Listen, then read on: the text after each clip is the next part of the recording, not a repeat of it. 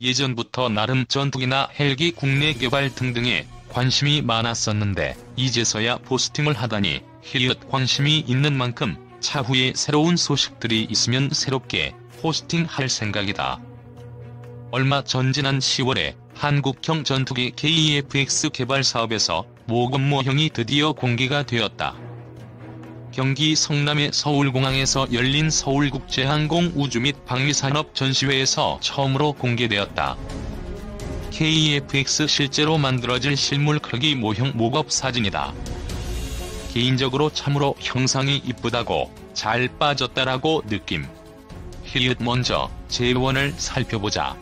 4.5세대를 목표로 전투기의 길이는 16.9m, 높이 4.7m, 폭 11.2m로 미국의 록히드 마틴의 F-35A의 5세대 스텔스보다 크기가 조금 크다. 형상도 F-35A와 F-22 랩터와 비슷한 스텔스 형상이다. 주력은 44,000파운드, 최대 이륙重량 25,600kg, 최대 속도 마하 1.81, 항속 거리는 2,900km가 목표다. 최대 속도는 마하 1.8인 F-35A보다도 조금 높다. F-35A는 조금 짜리, 몽땅한 느낌? 키가 아무래도 스텔스 형상으로 만들다 보니 레이더 반사 면적이 적어야 하니 어쩔 수 없는 부분이긴 하다. 개발되는 4.5세대 KEFX는 스텔스 형상의 5세대 F-22 랩터와 F-35들과 많이 닮아있다. 록히드 마틴의 기술자가 참여했다고 한다.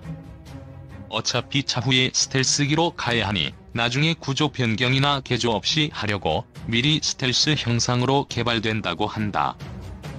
암튼 기존의 노후된 전투기 F4, F5 등을 대체하기 위해서 개발되기 시작했고 개발되어지는 과정에서 생각보다 성능이 어느 정도 나와서 아마도 노후 KF-16까지도 대체되지 않을까 생각된다. 그전의 원리는 우리 공군에서 차기 전투기로 F-35E 40대를 도입하는 과정에서 25개 정도의 기술을 이전받기로 했었는데 미국 정부가 그중 핵심 기술 4개를 이전하지 못하겠다고 통보했었다. 하지만 웃긴 건 애초에 이러한 이전이 안 될 것을 예상했었다고 한다. 하기사 국가 전략 핵심 기술인데 쉽게 넘겨줄 리가 없지. 그 이전해주기로 한 핵심 기술 4개는 목표 여러 개를 동시에 감시할 수 있는 고성능 능동 이상 배열 레이더, 온갖 악천 후에도 목표물을 찾을 수 있는 적외선 탐색 및 추적 장비, 전자광학 표적 추적 장비, 전자파를 발사해 적이 전자기기를 무력화시키는 전자파 방해 장비 제머에서 4개 기술이다. 웬장까지 거 이전해주지 마라. 우리가 자체 개발한다. 결국 2021년 KEFX 시제기 완성과 2022년의 첫 비행 예정을 목표로 차근차근 개발되고 있다. 능동 이상배 AESA 레이더는 이미 어느 정도 완성 단계에 있고 엔진이나 착륙 장치 등 기술이나 경제성이 떨어지는 것 제외한 나머지 국산화율도 65% 이상이라고 한다. 이제 차근차근 한두 개씩 개발해 나가면서 성공적으로 이루길 빈다. 한간에는 노후된 전투기 F4, F5 등을 대체하기 위해서 개발하기 시작했다는데 F4, F5 등은 3세대 전투기로 알고 있다. 그런데 개발되는 KEFX는 4.5세대로 목표로 하고 있다. 완전한 스텔스기가 아니긴 하나 이것은 기존의 4세대급 KF-16나 F-15K보다 더 윗급의 전투기로 개발되고 있는 게 분명하다. 개발 및 연구원들은 KEFX 성능이 생각보다 더 잘 나오는 것 같은 말을 아끼는 것 같지만 뭐내 생각에도 F-15K 정도의 성능만 나와준다면 바랄 것도 없겠다. 거기다가 스텔스까지 완성되면 후덜덜이다.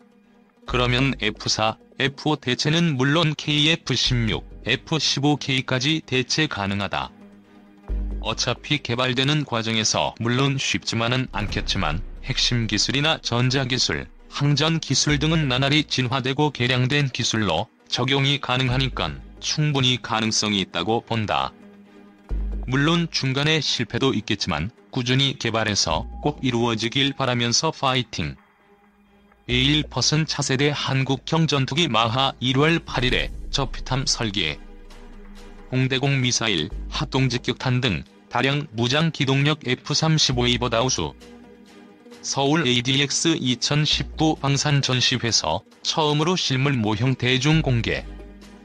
가까운 미래의 영공 방어의 핵심이 될 차세대 한국형 전투기의 실물 모형이 운용 가능한 무기체계 등과 함께 처음으로 공개됐다. 14일 경기 성남 서울공항에서 열린 서울국제항공우주 및 방위산업 전시회 프레스데이를 통해서다. KEFX 사업을 주관하는 한국항공우주산업 주식회사의 재원 설명자료에 따르면 이 전투기의 길이는 16.9m, 높이 4.7m, 폭 11.2m다. 최대 추력은 44,000파운드, 최대 이륙重量은 25,600kg으로 최대 속도는 마하 1.81, 항속거리는 2,900km다. 이 전투기는 최신 항전 장비와 능동주사식 위상 배열 레이더 및 최신 센서 등을 탑재할 뿐 아니라 고기동력을 갖추고 있다는 것이 카이 측 설명이다. 최대 탑재량이 7,700kg에 달하는 데다 기체 바닥과 날개에 10개의 파드가 설치돼 다수 다량의 무장이 가능하다. 카이 측은 단거리 공대공 미사일인 독일제 아이리스-T, 유럽제 미티어 공대공 미사일, 지상 정밀 폭격이 가능한 BLU-109 레이저 유도 폭탄 등의 공대제 미사일을 탑재한다고 설명했다. 미티어 미사일은 사거리 200km, 마하 4 이상의 속도를 자랑한다. 현재 개발 중인 장거리 공대지 유도무기 무장도 가능하다. 특히 저피탐 능력 강화를 위해 미티어 미사일 4발은 기체 내부에도 탑재할 수 있다. 카이 측은 설명자료에서 한국 공군 전력 유지 및 미래 전장 운용 능력을 갖춘 항공기로 향상된 생존 확률과 협동작전, 후속 지원 시스템, 공중무쇠 확보 및 지해상 정밀 타격 수행이 가능한 다목적 전투기라고 의미를 부여했다. 이날 공개된 KEFX 외형은 미국산 F-35A 스텔스 전투기와 비슷했다. 카이 관계자는 이에 대해 F-35A는 5세대 전투기에 속하지만 KEFX는 4.5세대 전투기라며 F-35A보다 운영비용이 절반가량 적게 들고 기동능력이 더욱 우수하다는 장점이 있다고 설명했다. KEFX 운영비용은 현재 공군의 F-15K와 비슷한 수준일 것으로 추정했다.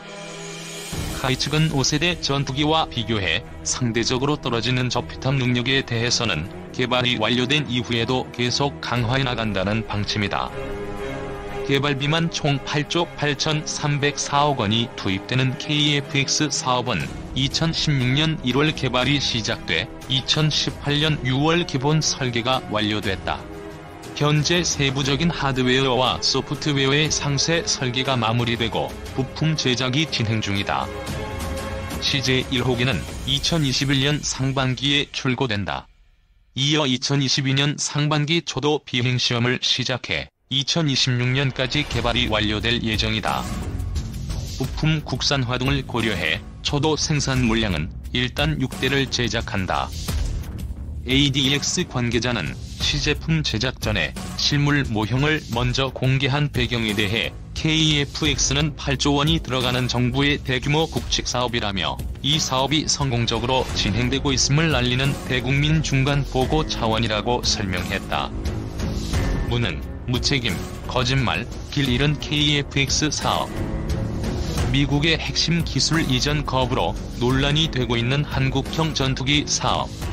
우리나라는 왜 26조 원에 달하는 천문학적인 예산을 투입하고도 최대 우방이라는 미국으로부터 핵심 기술을 이전받지 못하게 됐을까? 전투기 개발 사업에 오랫동안 몸담았던 항공군 예비역 장성의 말에서 그 해답을 찾을 수 있다. KEFX 사업을 책임지는 정부 당국자들은 처음부터 KEFX나 기술 이전에 관심이 없었습니다. 철학이 없었어요. 미국이 요구하는 록히드 마틴사의 F-35를 사야 한다. 거기에 다 매몰된 겁니다. KEFX 사업에 관심을 가질 정신이 없었죠. 미국이 나중에 다 해주겠지, 그런 생각만 한 겁니다. 이게 팩트입니다. 한마디로 한국형 전투기 개발이라는 국익보다 미국의 입장이 우선 고려됐다는 말이다. 2003년부터 최근까지 KF-X 사업은 총 7번 타당성 조사를 받았다. 그런데 타당성이 있다는 결과가 나온 건 딱 한 번. 그것도 사업 주체인 공군이 한 대학에 의뢰한 셀프 조사뿐이었다. 한국국방연구원, 한국개발연구원 같은 국책연구기관들은 모두 사업 타당성이 없다고 결론 내렸다. 그러나 정부와 군은 이 사업을 그대로 밀어붙였다. 차세대 전투기 사업은 고성능 전투기를 미국 록히드 마틴사로부터 사들이는 8조 3천억 원 규모의 사업이다. 이 과정에서 절충교역 형태로 4개의 핵심 기술을 포함 총 25개의 기술을 이용해 한국형 전투기를 만든다는 게 KF-X 사업의 핵심이다. 당초에 이전 받은 기술을 바탕으로 전투기를 개발하는 방안이 설계됐기 때문에 기술 이전 문제는 FX, KF-X 사업 모두의 성패를 좌우하는 중요한 조건이었다. 그런데 미국이 4개 핵심 기술에 대한 이전을 거부하자 정부 당국자들은 말을 뒤집었다. 기술 이전 문제가 KF-X 사업에서 중요한 문제가 아니었다는 황당한 말까지 쏟아내고 있다. 지난 10월 8일 한민구 국방장관은 국회 국정감사에 출석해 이렇게 말했다.